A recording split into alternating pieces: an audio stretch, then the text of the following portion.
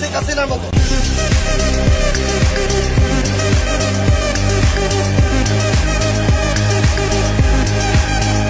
এরা 16-17 বছরে শেখ হাসিনা একটা চুলও বাঁকা করতে পারেনি।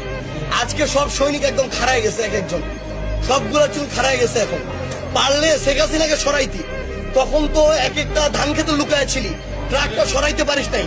আজকে একটা শান্তিপূর্ণ জায়গায় আমরা আমাদের শহীদ পরিবারদের সাথে দেখা করতে গেছি, ওইখানে তুই জিয়ার সৈনিকের হ্যাডাম দেখাইতে গেছিস। এই হ্যাডাম এতদিন দেখাইতি তোরা।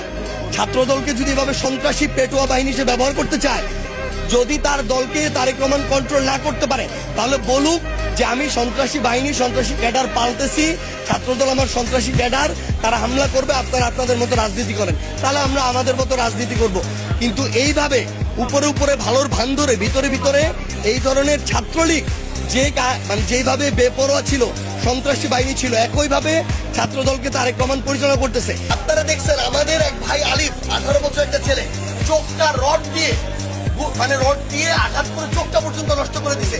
এখন পর্যন্ত একটাকে হবিগঞ্জে গ্রেফতার করা হয় না।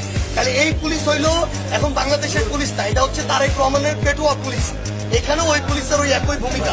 তাহলে তারেক রহমান বলুক সে আরেকটা একনায়কতন্ত্র কায়েম করবে, স্বৈরাচার কায়েম করবে, এবং এখানে তার রাজত্ব কায়েম করতে চায় শেখ হাসিনার মতো।